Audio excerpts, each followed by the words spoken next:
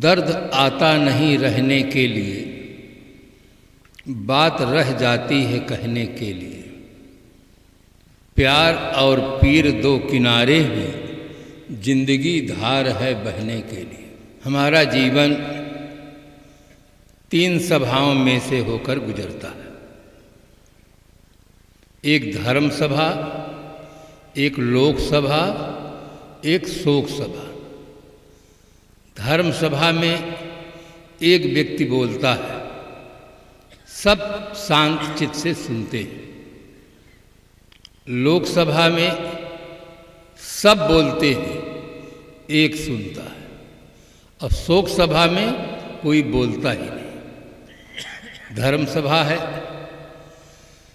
साहब जी अकेले बोल रहे थे, कितनी श्रद्धा से सब लोग सुन रहे थे और सब बातें समझ में आ रही थी। जीवन की अनेक गुत्थियों को साहब जी उदाहरण के माध्यम से बहुत सुंदर ढंग से समझाने का प्रयास किए हैं, जिससे बात हृदय में बैठे और समझ में यथार्थ रूप से आ जाए।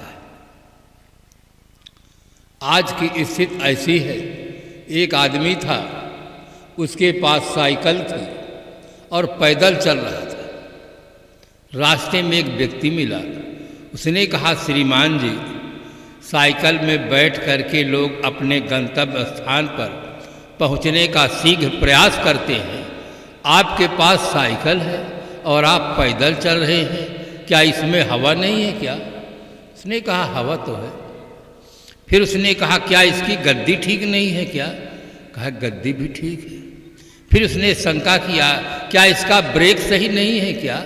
उसने कहा, ब्रेक भी सही। बड़े आश्चर्य की बात है, गाड़ी में हवा भी है, गद्दी भी ठीक है, ब्रेक भी ठीक है, फिर आप पैदल क्यों चलते हैं? उसने बड़े गजब का उत्तर दिया। उसने कहा, इसमें चैन नहीं। उसने कहा, इसमें चैन नहीं। ये साइकिल वाले की कहानी नहीं है, हमारी और आपकी भी कहानी। हमारे पास पत्नी है, पति है, धन है, प्रतिष्ठा है, परंतु चैन नहीं, चैन खो गई।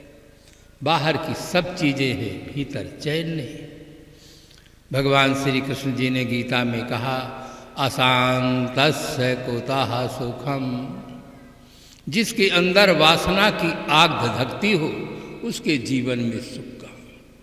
जैसे वासना होती है, वैसे आदमी को कमी, अतृप्ति, अशांति की मालूम होती है।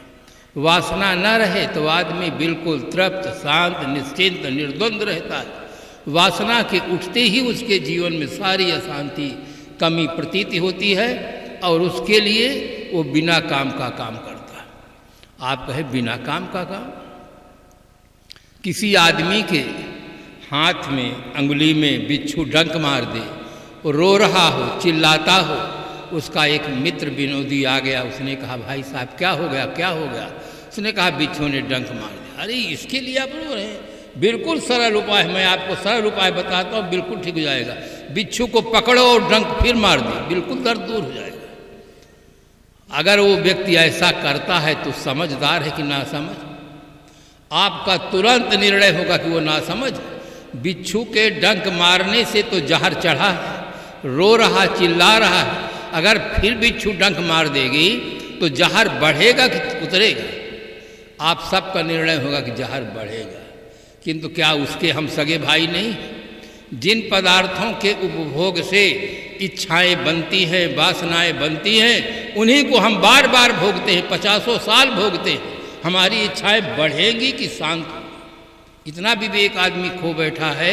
बिना सत्संग के आदमी बिना काम का काम कर रहा है, इसीलिए वो भीतर से दुखी है, परेशान है। मुझे एक छोटी सी कथा याद आती है, कथा का सार बता दूं। श्रीमद् भागवत महापुराण है, उसकी 7 दिन की कथा होती है। 7 ही दिन क्यों होती है? हर आदमी का जन्म 7 दिन के अंदर होता है, हर आदमी की मौत भी 7 दिन के अंदर ही होती है, इसलिए साप्ताहिक कथा का प्रथा है। उसमें एक राजा पुरुरवा है, चक्रवर्ती सम्राट है, उसका विशाल पतन हो गया। उसके मन में बहुत बड़ी ग्लानि पैदा हो गई कि मैं चक्रवर्ती सम्राट और मेरा इतना विशाल पतन, इस पतन का कारण क्या है? कारण पर अनुसंधान करता है, कारण न रहे तो कार्य नहीं हो सकता है। कारण पर उसने अनुसंधान किया कि कारण क्या है। भागवतकार ने लिखा, स्वार्थस्या कोविदम धिंग माम मूर्खा पंडित मानिनम यो अहमीश्वरताम प्राप्य स्त्री भीर्गोखरवज्जिता किम विद्या किम तपसा किम त्यागेना श्रुतेन वा किम विविक्तेना मौनेना स्त्रीभिर्यस्य मनोहृतम किमेतया नो अपकृतम रज्ज्वा वा सर्पचेतसः रज्जुस्वरूपा विदुषो यो अहम यद अजितेन्द्रिया।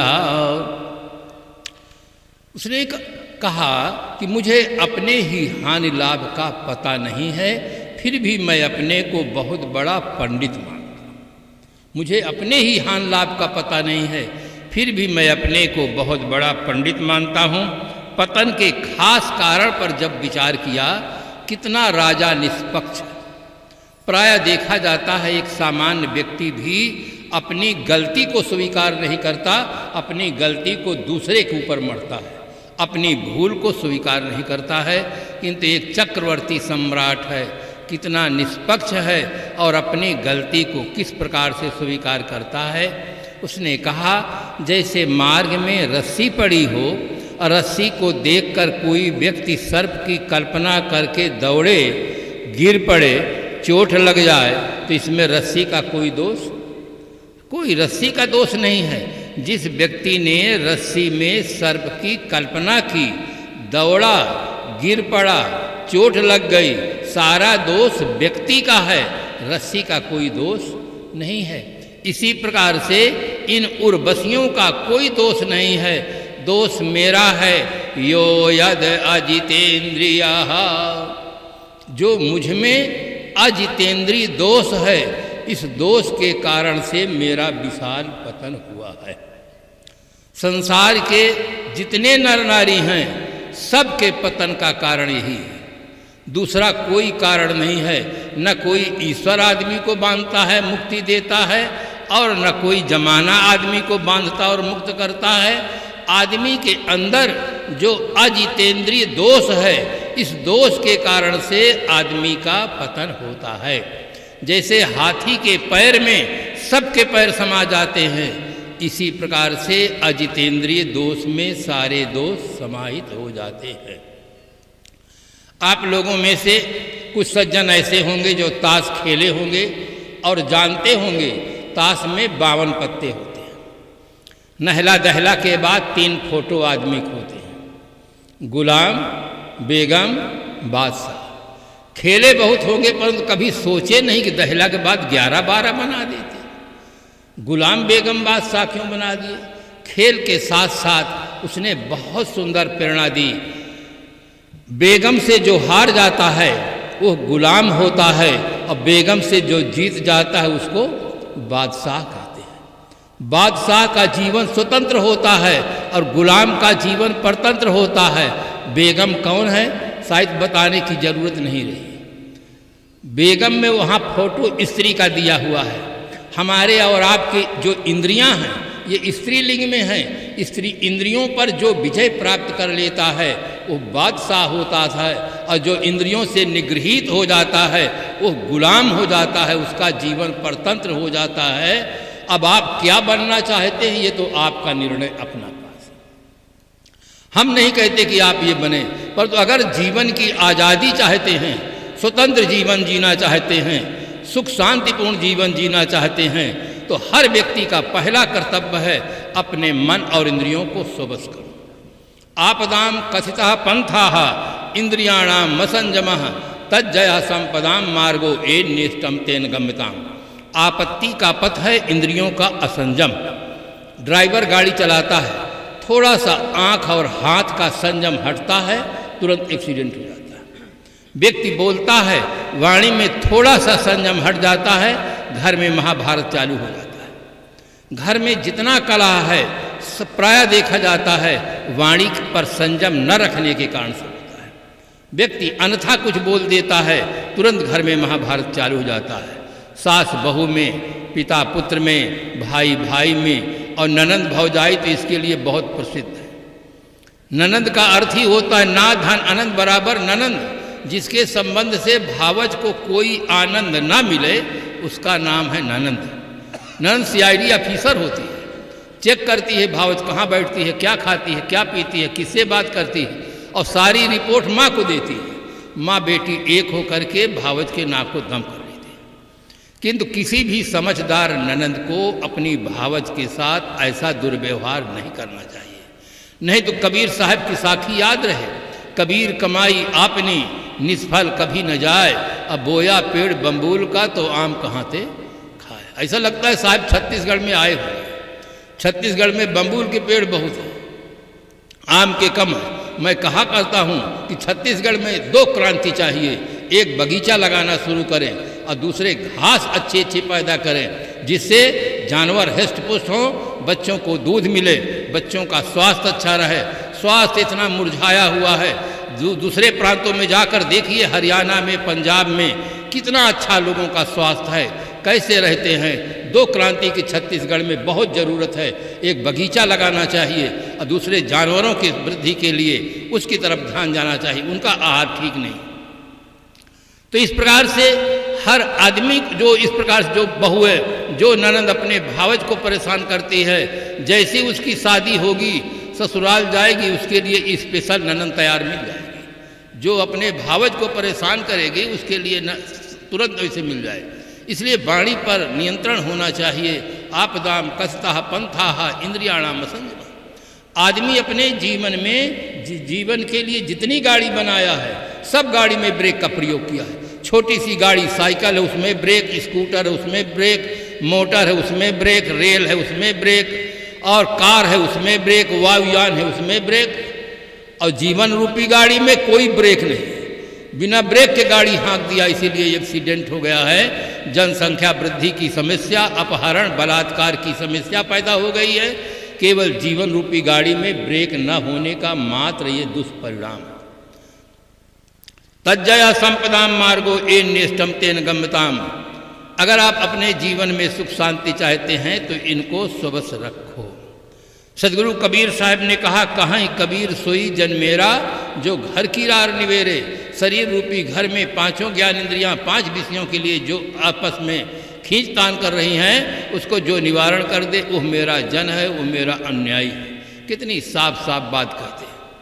इस प्रकार से 3 दिनों में भारतवर्ष के विभिन्न प्रांतों से पधारे श्रद्धेय संत गुरुजन जीवन के विविध विषयों को छुआ है। व्यवहार है, परमार्थ है, धर्म के दोनों पक्ष है, आचार पक्ष है, दर्शन पक्ष है। बहुत सुंदर निर्णय दिया है। बड़े श्रद्धा और भाव के साथ आपने सुना है। उसे सुनने तक केवल सीमित न रखें, उसके बाद आप मनन करें और मनन करने के बाद उसे जीवन में प्रयोग करें। इमर्सन ने लिखा, character is the transcription of knowledge into action.